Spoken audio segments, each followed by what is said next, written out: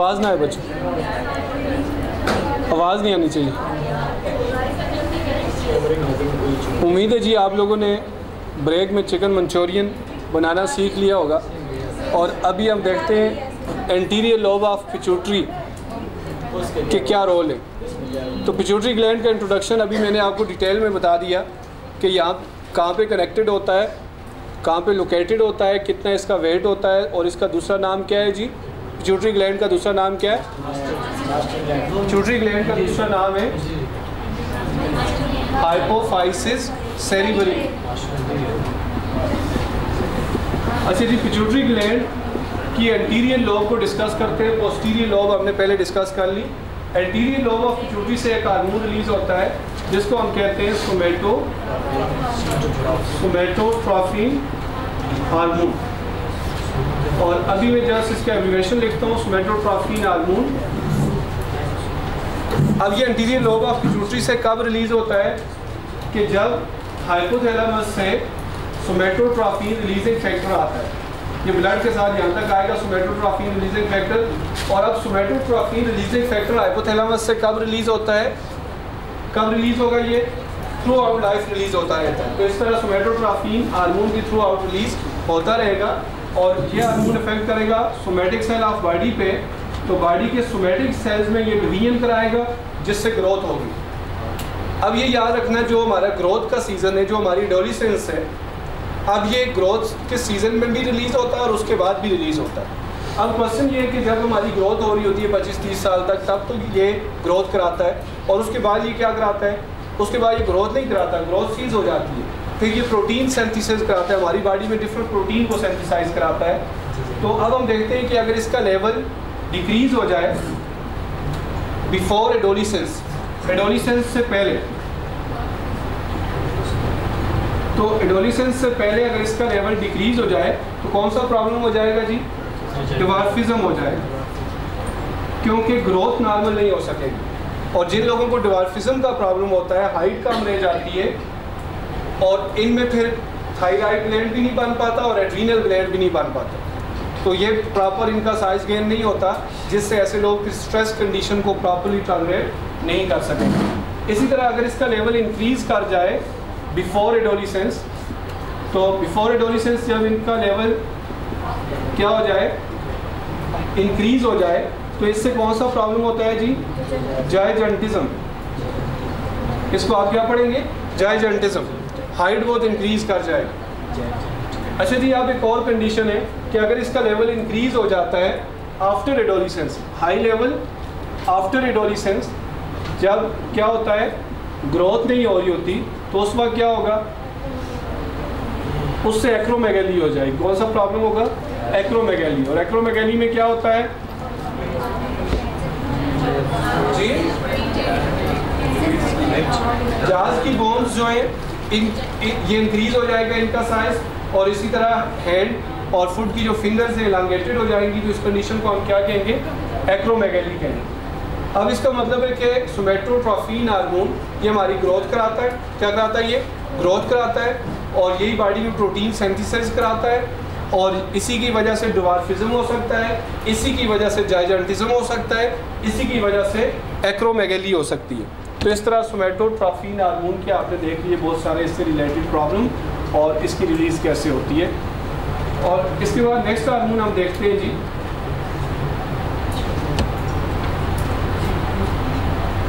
Thyrotrophin, thyroid stimulating hormone. Next hormone कौन सा है? Thyroid stimulating hormone. और थायराइड स्टिमुलेटिंग हार्मोन किस पे इफेक्ट करता है जी? थायराइड ग्लैंड पे। जो नेक में थायराइड ग्लैंड है इस पे इफेक्ट करता है। और अभी हम ये देखेंगे कि ये रिलीज कैसे होता है एंटीरियर लोब ऑफ पिट्यूटरी से।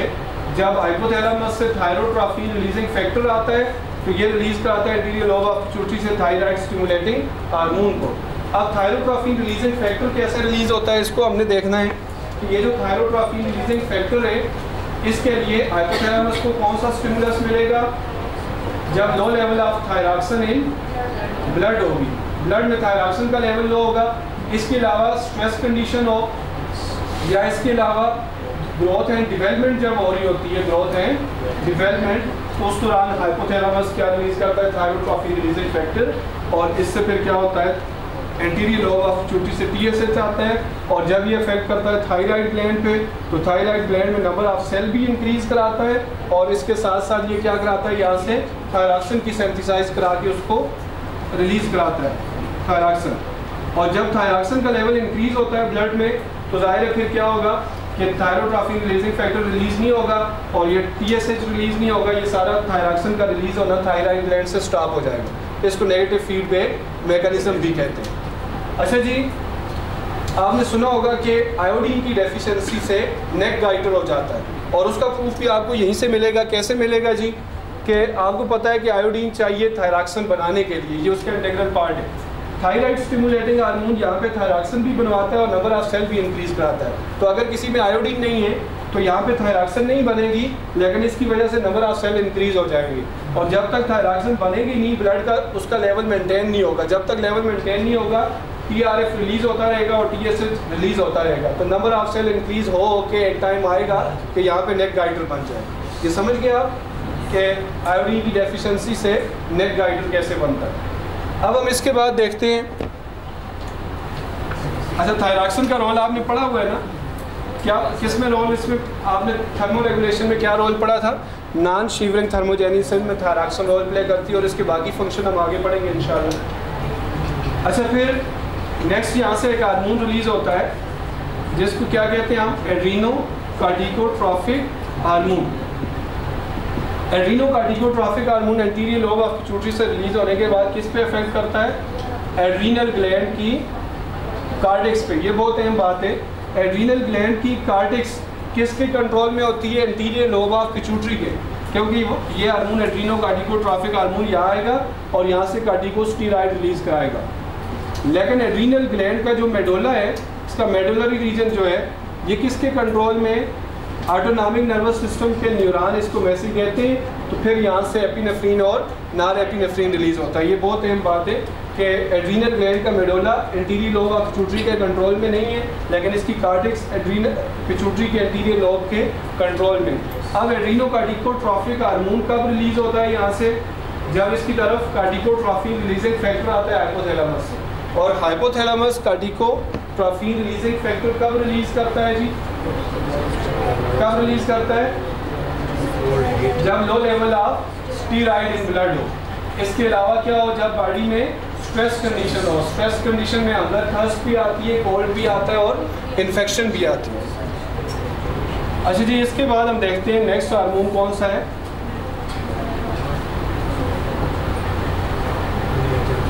एंटीरियर लोब ऑफ पिट्यूटरी से गोनेडोट्रॉफिक हार्मोन रिलीज होते हैं।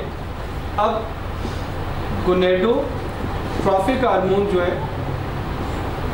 बाद लोग डिफरेंशिएट नहीं कर सकते गोनेडोट्रॉफिक और गोनेडल हार्मोन में, और अक्सर वो कंफ्यूज रहते हैं। गोनेडोट्रॉफिक हार्मोन वो हैं जो एंटीरियर लोब ऑफ पिट्यूटरी से रिलीज होते हैं और गोनेड्स पे इफेक्ट करते हैं, और गोनेडल हार्मोन वो हैं जो गोनेड से रिलीज होते हैं, जो गोनेड से क्या होते हैं, रिलीज होते हैं। तो कौन कौन से gonadotrophic hormone anterior lobe of pituitary से रिलीज होते हैं, यहाँ से रिलीज होता है फॉलिकल स्टिमुलेटिंग हार्मोन। कौन सा हार्मोन जी, फॉलिकल स्टिमुलेटिंग हार्मोन। और यहाँ से रिलीज होता है लुटिनाइजिंग हार्मोन, जिसको इंटरस्टिशियल सेल स्टिमुलेटिंग हार्मोन भी कहते हैं इन केस ऑफ मेल। और यहाँ से रिलीज होता है प्रोलैक्टिन। और यहाँ से रिलीज और कौन सा हार्मोन हो रहा है जी, ये तीन हार्मोन आपके सिलेबस में, follicle stimulating hormone, luteinizing hormone and prolactin.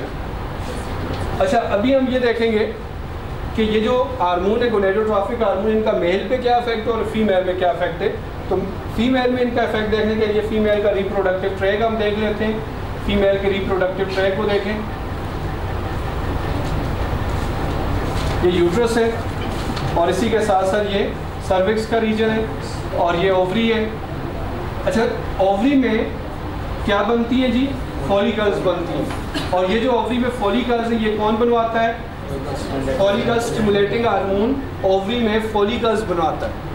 और ये भी साथ याद रखेंगे कि लुटिनाइजिंग हार्मोन का भी एक लो लेवल इस वक्त मौजूद होता है, ये भी इसमें रोल प्ले कर रहा होता है फॉलिकल के मैच्योर होने में, फॉलिकल के बनने में। तो फॉलिकल स्टिमुलेटिंग हार्मोन और लुटिनाइजिंग हार्मोन दोनों के लिए हाइपोथैलेमस कौन सा रिलीजिंग फैक्टर पे एक है गोनेडोट्रॉफिक हार्मोन रिलीजिंग फैक्टर, जो जिसका नाम आपकी बुक में नहीं इतना ही लिखा हुआ है कि बहुत शेयर कॉमन रिलीजिंग फैक्टर। अच्छा जी, फॉलिकल स्टिमुलेटिंग हार्मोन और लुटिनाइजिंग हार्मोन दोनों के इफेक्ट से फॉलिकल मैच्योर होती जा रही है और इनसे एस्ट्रोजन रिलीज हो रहा है। क्या रिलीज हो रहा है? Estrogen. Developing follicle releases estrogen, और एस्ट्रोजन के क्या इफेक्ट है वो हम गोनेडल हार्मोन में पढ़ेंगे। और फिर इसके बाद जब लुटिनाइजिंग हार्मोन का लेवल ज़्यादा हो जाता है तो यही इस फॉलिकल को क्या करता है? रप्चर करके एक येलो कलर का स्ट्रक्चर बना देता है, एक वाउंड सा बना देता है, जिसको हम क्या कहते हैं? कार्पस लूटम कहते हैं। यही कार्पस लूटम बन गया। और फॉलिकल को रप्चर कौन कराता है? Luteinising hormone.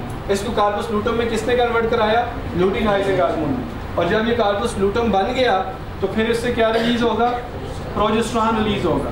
अच्छा, इससे जो प्रोजेस्टेरॉन रिलीज हो रहा है इसको मेंटेन रखना होता है। आपको पता है प्रेगनेंसी की कंडीशन, अगर गेस्टेशन पीरियड मेंटेन रखना है तो प्रोजेस्टेरॉन का एक खास लेवल मेंटेन रहना चाहिए। तो प्रोजेस्टेरॉन की सेक्रीशन को मेंटेन कैसे रखा जाता है कि लुटिनाइजिंग हार्मोन प्लस प्रोलैक्टिन दोनों इफेक्ट कर रहे होते हैं कार्पस लूटम को मेंटेन रखने के लिए, ताकि प्रोजेस्टेरॉन रिलीज होता रहे। तो ये फीमेल में आपने इन हार्मोन का रोल पढ़ा कि फॉलिकल स्टिमुलेटिंग हार्मोन और लुटिनाइजिंग हार्मोन दोनों मिलकर भी रोल प्ले करते हैं। लुटिनाइजिंग हार्मोन और प्रोलैक्टिन का भी कंबाइन इफेक्ट होता है। और इसके अलावा प्रोलैक्टिन का इफेक्ट मेमरी ग्लैंड पे होता है। और मेमरी ग्लैंड पे क्या इफेक्ट होता है इसका? कि वहाँ पे मिल्क प्रोडक्शन कराता है। और प्रोलैक्टिन के लिए कोई रिलीजिंग फैक्टर हाइपोथैलेमस के पास नहीं होता, ये जस्ट ऐसे ही रिलीज होता है एंटीरियर लोब ऑफ पिट्यूटरी से। जब इसको रोकना हो तो prolactin inhibitory factor hypothalamus release करता है, तो ये स्टॉप हो जाता है।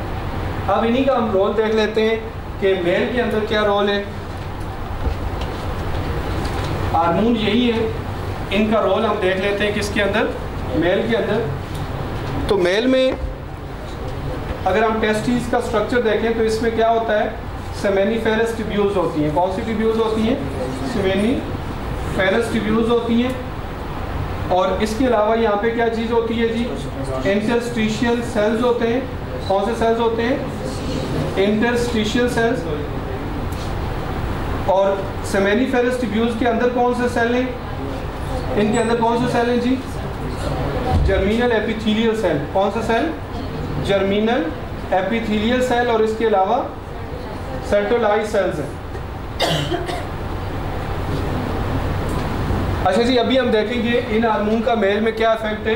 तो सबसे पहले फॉलिकल स्टिमुलेटिंग हार्मोन मेल में कहाँ इफेक्ट करता है? जर्मिनल एपिथेलियल सेल्स पे। तो जर्मिनल एपिथेलियल सेल्स पे जब ये इफेक्ट करता है तो इससे क्या होता है? जर्मिनल एपिथेलियल सेल में डिवीजन होती है और स्पर्मेटोजेनेसिस होती है। किसकी वजह से? फॉलिकल स्टिमुलेटिंग हार्मोन की वजह से। तो लुटिनाइजिंग हार्मोन मेल में कहाँ इफेक्ट करता है? इंटरस्टिशियल सेल पे, इसीलिए इसको इंटरस्टिशियल सेल स्टिमुलेटिंग हार्मोन कहते हैं इन केस ऑफ मेल। और यहाँ से रिलीज कराता है किसको जी? टेस्टोस्टेरॉन को। और testosterone is required for successful production of sperm. ये भी आपने पढ़ा हुआ है ना। तो दोनों का एक किस्म का स्पर्म प्रोडक्शन में डायरेक्ट और इनडायरेक्ट रोल हो गया। किसका?